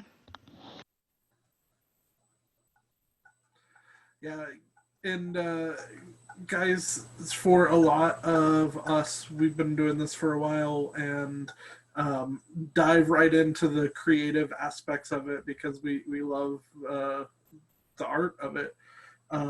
But don't be afraid to just make small things. Small things can be a huge addition to your character. Even just like adornments on a belt or something like that can make a character really feel alive. Now you're talking about costuming. You've jumped. Well, I'm tying it all together. Because like we talked about weapons and some of the weapons, and I know Ben has created a shillelagh type weapon that you made, and Gordon, yeah. And Gordon makes weapons all the time, and so weapons are a big thing, but also just like Becca's runes, those are something that will help define the character. I've got a whole bag of stuff for Hanu. I've got an actual mortar and pestle divining sticks, because he also does divination. He does both stick divination and basically I Ching, so the coin divination. Mm-hmm. I've still got the I love the moonstones that I showed on Facebook a few months back, and those are actually used in some like Taoist temples, 3 parts of China. And the way that they're used for like yes/no answers is really weird. Let me see if the bag's over here, and I'll get them out. But if they land with the round sides down on the ground, they'll rock, and that's called a laughing answer. It said that the gods are saying like, you should know this, instead of asking for a yes/no answer on something. So what's been interesting with the runes is I didn't want to use any iconography or previous divining methods, so they're all made by me with meanings made by me. So I'm having to learn them all and figure them all out. That's cool. That makes it very personal for you and your character. That's awesome. It also means I can just make stuff up. Or you can just make stuff up with the regular stuff too, right? I know, but I don't have to worry about people going, well, I have personal experience with this, so I know that one actually means this. Sure. I'm talking real. You can, like, if you're actually reading somebody with tarot, you can make it up. It doesn't have to be what's in the book. Yeah, I read tarot. Yeah, 90% is just what you feel for what the cards say. I still look it up and go, okay, well, it's supposed to be this, but it kind of feels like this, and this card usually ends up doing this, so I'm just going to go with that. Oh, that's fair. And intuitive reading is, oh my god, so amazing. But I don't know. I kind of like having it my own thing. I mean, no, that's really you're cool. not supposed to have, don't use tarot, don't use the real runes, don't use that anyway, so. Yep, you're on the right track. Keep it up. So I have to show you guys something that my sister-in-law made me that is going to be used for Ariana eventually. It is a coffee mug, but the side of it has a spiral. which was like perfect because it's like blue and it's got the spiral on it. So when she, that's going to be her new foresight. Like that's how she's going to do foresight now, is using that. So, Nice. and then I've got to go here in a minute, but I also wanted to show you. Since I've done this, this is my new magic section of my book. Cool. That's awesome. Very neat. And Rick is looking at murder hornets. I don't know why. Someone put up a gif of a praying mantis killing a murder hornet. So Yeah, I saw that. They rip their heads off and eat them, just like they eat their husbands. Delicious. Rick, was there anything else that you were thinking of? Is it nature magical? Nothing specific as far as announcements. Just a reminder, if you guys have any questions or anything, I know Steven's done it several times. Please reach out to the GMs. I mean, even during the downtime, we'll do it. We're happy to, help you guys with character development questions, equipment questions, safety questions. We want to make sure we're still available for you guys, especially while we're down, because ideally take advantage of the time while we're not meeting to get your kits ready, get yourself a game ready so that when we do eventually go live, we're just ready to hit it right as soon as, step out and just jump into character. Yep. And if you do want to chat with people, if you're struggling or if you want to ask about some things, reach out to us. We'll schedule time to meet up with you. Things can be kind of chaotic with all of us right now. So if you reach out, we may not be immediately available, but let us know. We'll schedule a time so we can chat with you through something like this. And we can help work out whatever you're working on.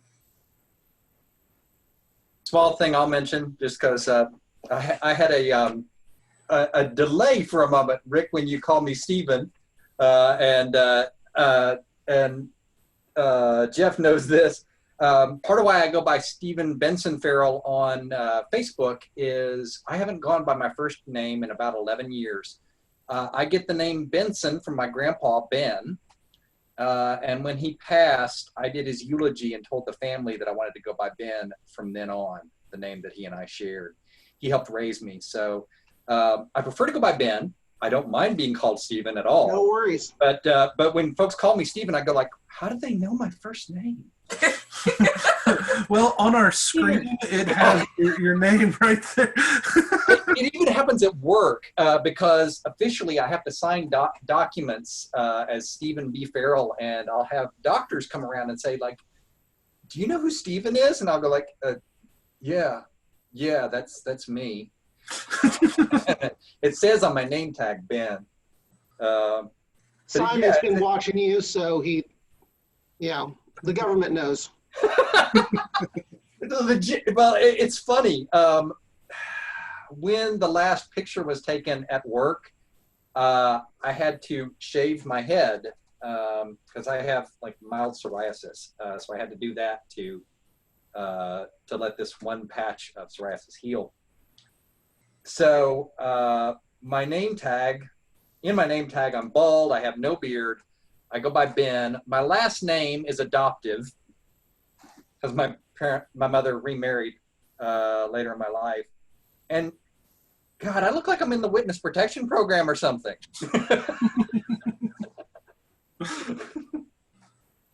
Anyway, just a small aside, because yeah, you said Stephen, and I was like, oh, I wonder who he's talking. Oh, yeah, me. Troy, I didn't get a chance to ask you. You haven't submitted a character yet, but do you have a character in mind that you were wanting to play? I have one in mind, and I've been working on it, and honestly, I just haven't taken the time to fill out the form online. But like we were talking last time, I'm wanting to do a native dwarf whose goal in life is to seek out new knowledge and to learn all he can of the different kingdoms that are in Meadowmere, you know, whether it's the human kingdoms or the elves have you, and just basically not so much as a fighter, but just going through and learning and amassing as much lore as he possibly can. It's called Strel. It's called what? Or Estrel. Estrel. Oh.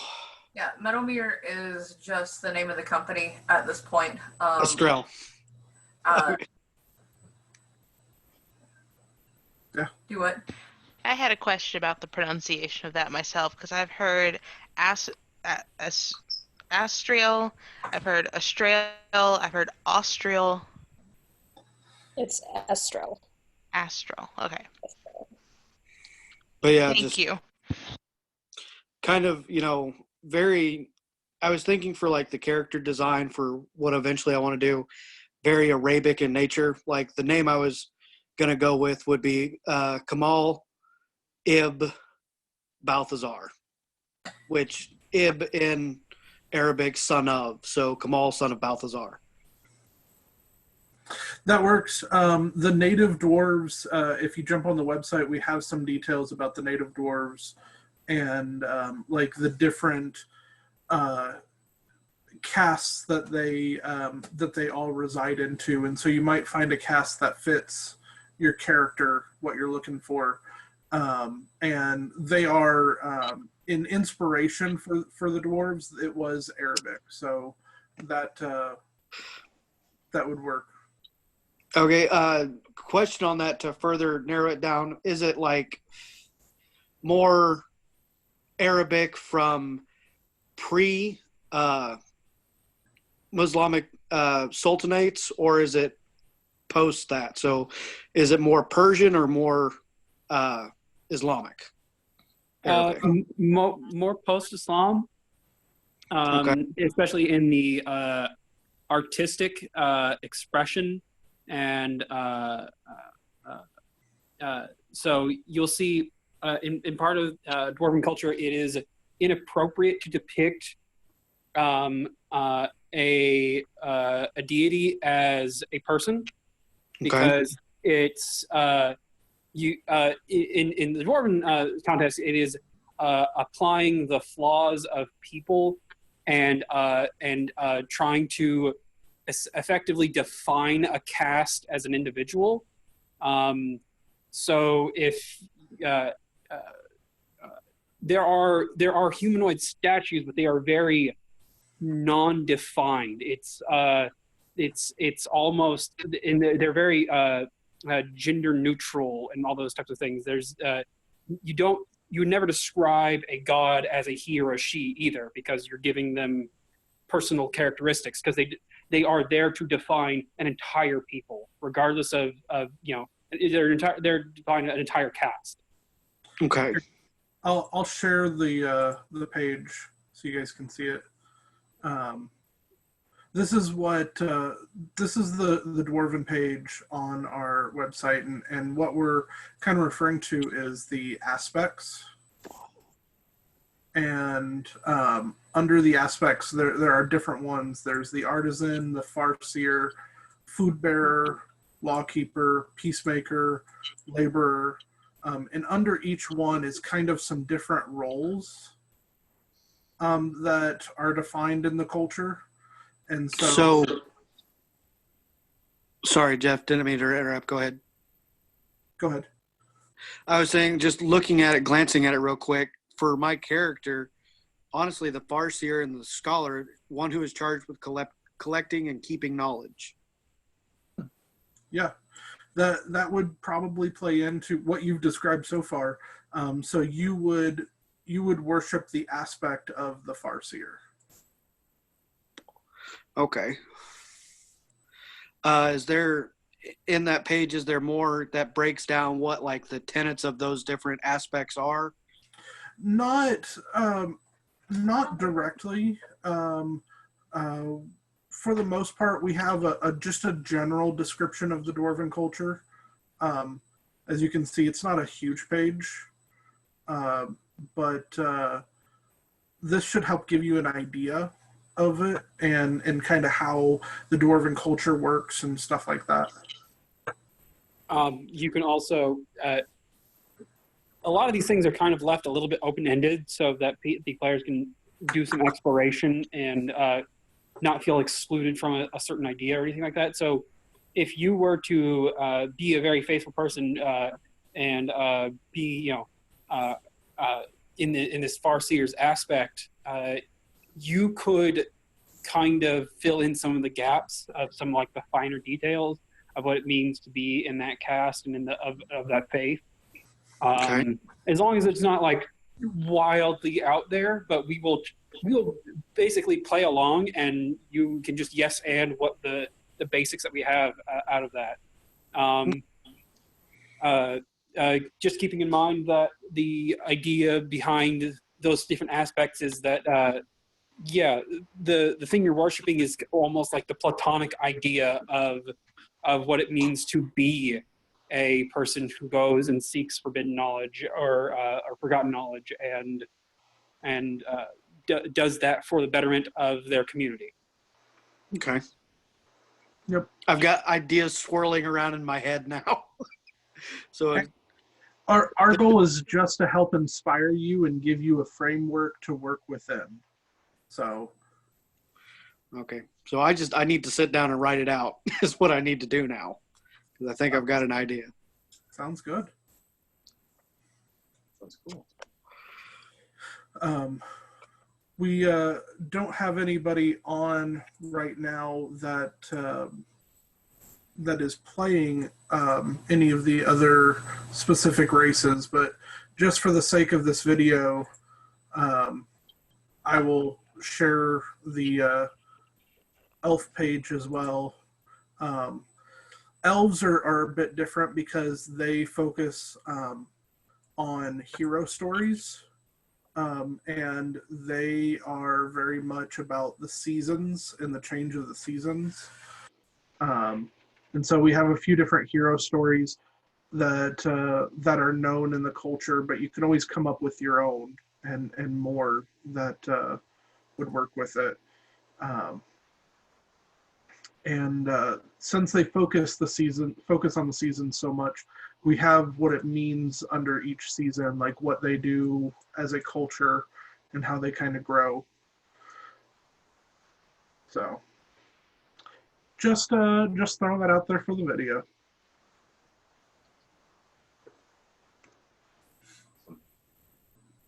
And if you guys have any input, like you're playing a native character and you see this and you want to expand on something, again, like we said earlier, submit your ideas, submit your thoughts. We definitely want to, this game, as GMs, we're building your game. We're building, this world is not just our world. This is everyone's world. We want to make sure that we are including your ideas and we're playing to things that you want to see brought into the game. Yeah.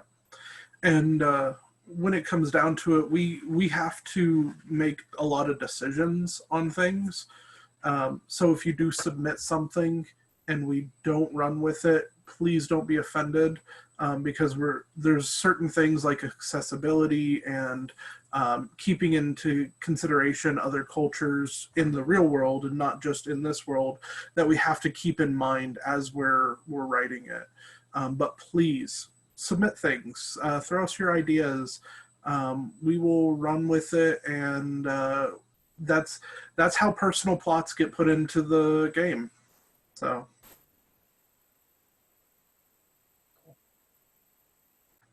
Cool.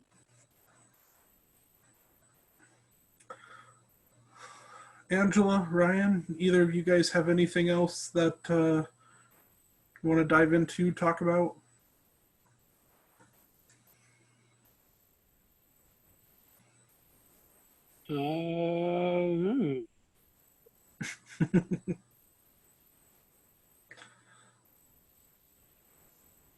You can hear the collective shoulder shrug.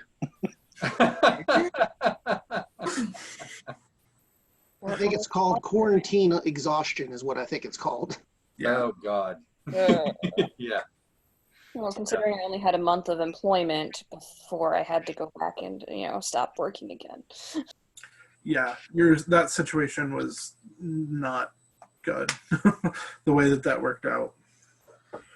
Is there anyone that's here today that's working on fabric crafting? Kinda. How much is kinda? In game fabric crafting, or I bought felt to make a bag to put runes in.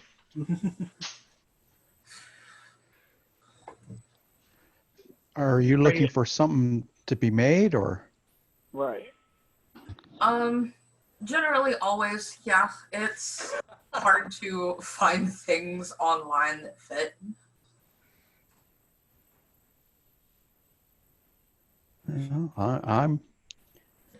I sew. I do some sewing. Did you make your jacket or your shirt out? Yeah, I made that. Did you hand sew it, or do you have a sewing machine? I use a sewing machine right here. Oh, I see it now. Yeah, it's on camera. Yeah. I got that one there, and then I got a older singer. So nice. Dang, you're multi-talented. Doug, I want to throw money at you. Money and fabric. I'll dance for it.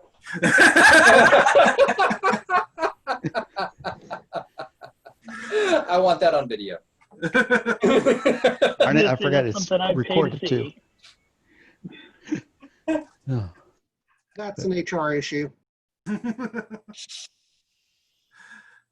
There is no HR anymore. We're in lawless country. Hmm. Don't say that while Simon's still watching. So I've got a question for all of you guys, and this was just an idea that I had. We've posted a few different videos to the group about some cosplayers making those the swipe videos. What did you call them? Oh yeah. Don't rush, or the brush challenge, or whatever. Don't rush, or the brush. Yeah. And so there's a few different ones that are going on like that. And I haven't talked to the other GMs, but I thought it might be fun for us to do something like that. Do you guys want to? Sure. Yeah. Sure. That would be fun. I don't have makeup for Reneth anymore. We might be able to make that happen. Tell me what you need, I'll make it happen. Or I can order it online, but but I figured I'm always looking for ways that we can advertise our group, but also at the same time, it might be a fun kind of thing just to do just for us as well, just to have fun with it. So I might put together some notes on what to. The big thing is what object do we use that everybody will have that we can pass between each video. Right. I mean, who doesn't have pennies lying around? Yeah, the last one we shared had a penny, and that would work. A coin. Coin. Do we want to go larger than a penny, though? Are you just saying like a different size coin, like a quarter or something like that? Well, yeah, or something like maybe a customized coin or something. Well, the only challenge would be we'd have to get it to everybody if we had a specific item.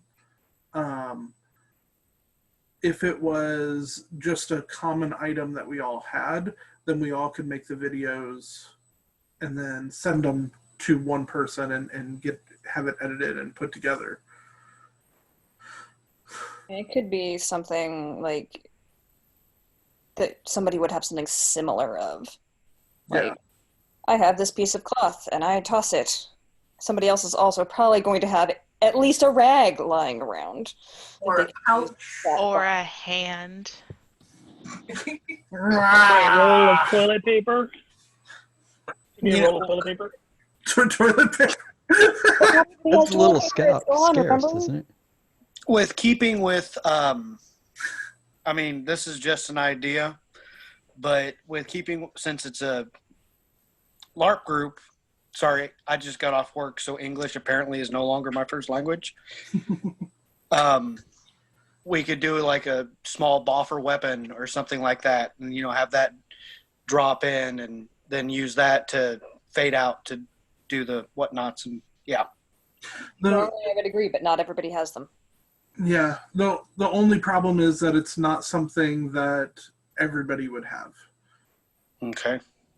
I mean, we could do some sort of swipe instead of just putting something over the camera. All that has to happen is that the camera frame itself has to be covered entirely. Yeah. For the change to happen, and then something has to pass between one camera to the next, one video to the next video. What about a pencil? Pencil, yeah. Or a pillow.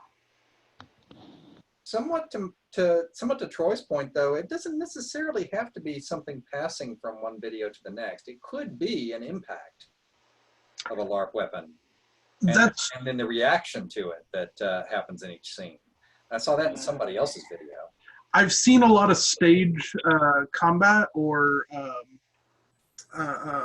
stunt people doing ones that's very similar. Mm-hmm. So we could do that. It's a possibility. It'd have to be a little bit more. We'd have to decide the order of which people are going in, so they can see the video first to know how to react to that. Yeah. Not entirely necessarily, because you wouldn't have to attack like the side of the camera. You could just attack the camera itself, and they can react however on their body they wanted. Yep. As long as we agreed to everybody is hitting the same spot at the end of their video. Yeah. We can make it work. We can figure it out. So then what is going to pass in front? What is going to block out the camera for the change? Because that's the other part of it, is it's just us in our normal clothing, and then we cover up the camera, and then it's us in our LARP clothing. You can't, 'cause you can't have both. You can't have it both ways, where you're interacting with each person and having a change in between. Yeah, so it'd have to be one or the other. That's kind of the difference between the stunt people doing their videos and what we're trying to do, is that we're doing a change in between with the transition. One thing that I have seen that might be an idea to kind of incorporate both ideas, where it goes from regular clothing to LARP clothing, but still with the impact, is the impact then knocks you see the impact hit the person in regular clothing, knocks them out of frame, and then they come back into their regular clothing or their LARP outfit. To kind of not necessarily covering up the camera and then coming back, but more of a out of frame and then back in frame.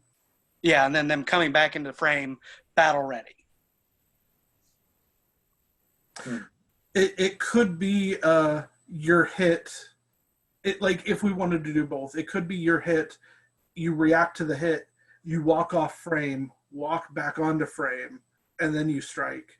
Or getting ready. Knocked out of frame. Use the KISS principle here and just pick one, just so it's not complicated. Yeah, that works too. Because if I don't think it's going to be just us on here if we're doing it. We're going to probably put that out to the group, and we don't want to have a million different things to try and explain or anything. Honestly, I think passing an item of some sort, put it in front of the camera and then move it and then toss it is probably the easiest way to do it. Yeah. I say so coin. People are less likely to hurt themselves. Only less likely. I mean, have you seen some people put makeup on? I'm just saying I could hurt myself just sitting here at home. That's why I don't People wear aren't going to makeup. be, tumbling. They're not going to be trying to smack something. They're not going to destroy their equipment trying to punch something. Slightly off topic, Angela, I found out through posting in a couple of prosthetics group, you shouldn't use Prozaid on lace wigs, apparently. And I'm sad. Noted. No. But, Yeah, because there's no way to dissolve Prozaid. So it's kind of stuck in the lace for now. You actually do have to use spirit gum for lace. Huh. I told you already. Why are you surprised? I'm just reacting to the information. Is that for the beard? Yes. I've been wondering about how that went because, well, here comes since Nando. shaving. I know. So sorry. But anyway, back to what we were talking about. What do we want to use to pass? So far, a quarter sounds what Easiest. like what everybody is thinking. It's a larger object, so it's easier to see and easier to cover up the camera. And Camera's not that easily... What's that? Camera's not that big. No. Okay. Any other ideas you guys want to throw out there? Your face. So, do we create these videos and then send them to you, Jeff? Or are you going to do the editing, or how we can? I can. I've done video editing before. I figure maybe let's do a couple as test before we put it out to everybody and give exactly what we're looking for. So if anybody wants to make a test one, and just know that we might ask you to make another one, just like if we need to tweak something, just so we can work it all together. Anybody want to volunteer to make one? There's stuff I'd want to get before I did mine. That's fair. I can do that. You want to try one, Gordon? I mean, my costume's not that super complicated other than all the weapons, so I can do that, no problem. It matters. Are you going to be putting on all the chainmail and everything? Probably not for the test one, but for the real one I will, but not for the test one. Okay. April says she's down as well. I can do old beard or new beard. And You realize you've just named an entire family of dwarves, right?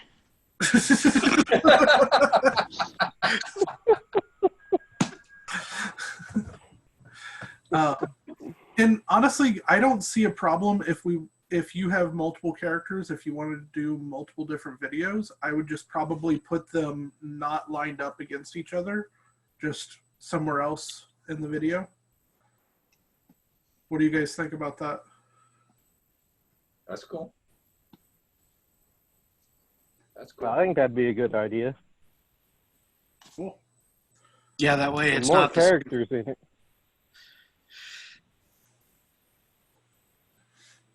The more characters in the video, though, the more intriguing and variety it'll show that you have. To quote TV show, make 10 feel like 100. True. Awesome. Well, I will, Gordon and April will throw together a couple tests and test out the video, see if it's all, if we have what we want, and then the GMs, we will reach out to you guys in a post and say, all right, so this is what we want to do. Send your videos here and we'll figure it all out. Space to record. I mean, you can do it with your phone. You can do it outside. Yeah, any video editing app like your phone, or you can even use TikTok or something like that that allows you to edit within the app to splice videos together. Can allow you to do the transition yourself to send in a whole clip for somebody. Well, and if it's simpler, we may just have people submit 2 videos, one of the before and one of the after. I would probably recommend doing that. Yeah. That way, Or whoever's at least doing have the option to do it. Because there are going to be some people who can just put it together themselves and send you the whole thing, which would be easier on you. But for people who are not as familiar or whatever, could send you both of them. Yeah. I'd have to do 2 videos because I'm not smart enough to figure out how to splice things together. That's perfectly fine. I can cut them and do that. So, and then we'll find some fun music to put it to, like Benny Hill or something. The opening song from The Hobbit, that upbeat, that's copyrighted. That'll probably get us all sued. Yeah, we got to be careful on that, especially if we're putting it on YouTube or something like that. Then that will get it taken down real quick. Or just demonetized. I mean, it won't get taken down. You just won't make any money off of it. We're not making money anyway. So there's lots of royalty-free music out there that you can research as well. So. Oh yeah. Honestly, you might be able to get away with Midnight Syndicate too, because I think because they make music for D&D games, I don't think they would care if a LARP group used it for something they're not making money off of.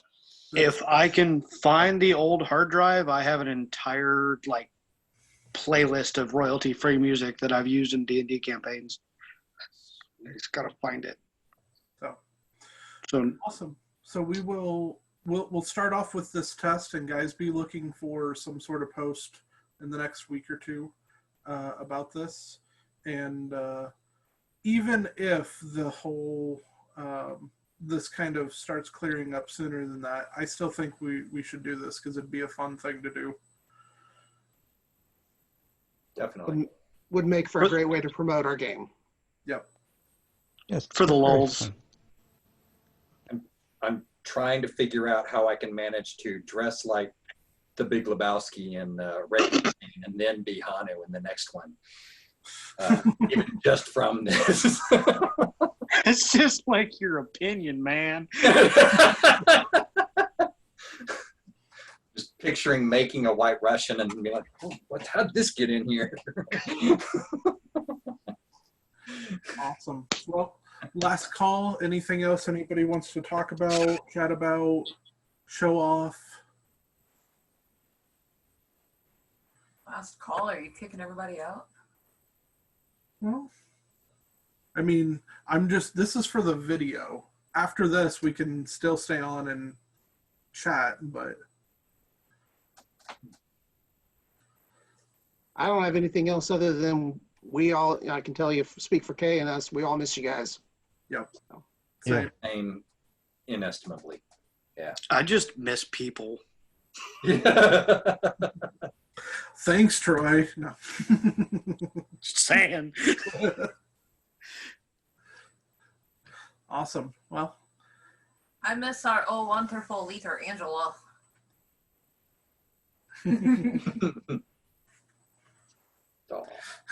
It has been forever since we've had a meeting in your basement. Okay, she's got like the nicest basement. Yep. That's a basement. It's got a walkout. It's nice. Dang, girl. Less of a basement, more of a ground floor. Damn kitties. Let's see, there's a bit and a melody. Nix is probably in with Matt and in the office while he's streaming. Likes to hang out in there. Awesome. I have 2 sleeping babies. So guys, for the video, anybody that's watching this, thank you so much for tuning in and watching. As always, reach out to us if you have anything. and we will hopefully see you soon.